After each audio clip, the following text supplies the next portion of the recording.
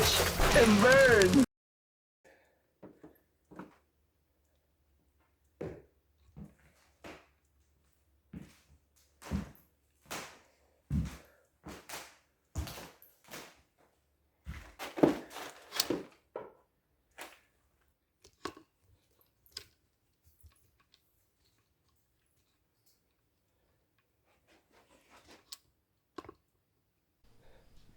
Hey everybody!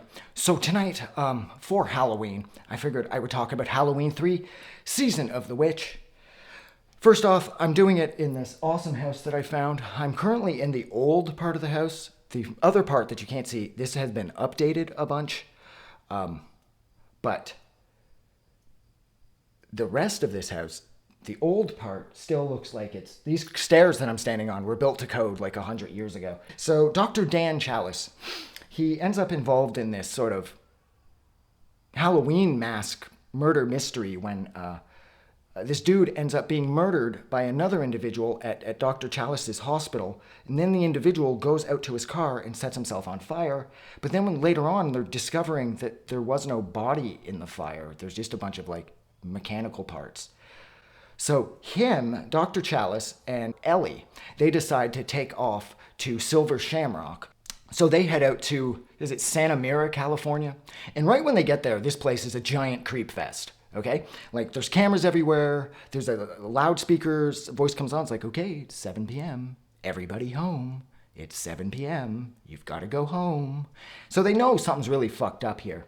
And then while they're staying at the motel that they are, other distributors of Silver Shamrock's products are showing up because there's problems with their orders too, because of course Silver Shamrock has no intention of their supplying anything for next Halloween, because if their nefarious plan pulls off, there's not going to be any more Halloweens, because the world will be over by these bugs created from the kids wearing the masks and then having the Stonehenge thing. This movie technically makes no sense, okay? This movie is amazing. This movie is scary. It's fun. It's easy. It's like the perfect Saturday afternoon horror movie, but it doesn't make sense. Silver Shamrock Novelties steal one of the pillars from Stonehenge, bring it back to Santa Mira, California, where they take a tiny little particle and put it into the Silver Shamrock logo that they put on each of the Silver Shamrock masks, that when the masks are triggered by the signal that the Halloween commercial that Silver Shamrock puts on, which everybody knows, 3 more days till Halloween, Halloween, Halloween, 3 more days till Halloween, Silver Shamrock. When they hear that on Halloween, the kids burst into bugs and kill their families, basically. The bugs go everywhere, their heads melt in, the bugs go out. And they test this in the movie. I can't remember, Buddy whatever, him and his family, they seal them in this metal room, and he's supposed to do some sort of product testing because he sold more Silver Shamrock masks than anybody else. But Cochran and his cronies are just testing out the mask, and sure enough, the kids have them on, they gather around the TV, their faces go all buggy, their parents die. Mostly from fright, I'm guessing. I don't know. The movie doesn't make much sense, but what the movie does do is kick ass. This movie is perfect. This is like the quintessential early to mid 1980s horror movie that can be enjoyed by everyone. I don't care if you're 12 or 13 or you're 50. This movie is fun, it's fast, it's easy to digest, and you can watch it over and over again just because it has that Saturday afternoon horror movie quality. This was made in a period when horror movies just could do no wrong.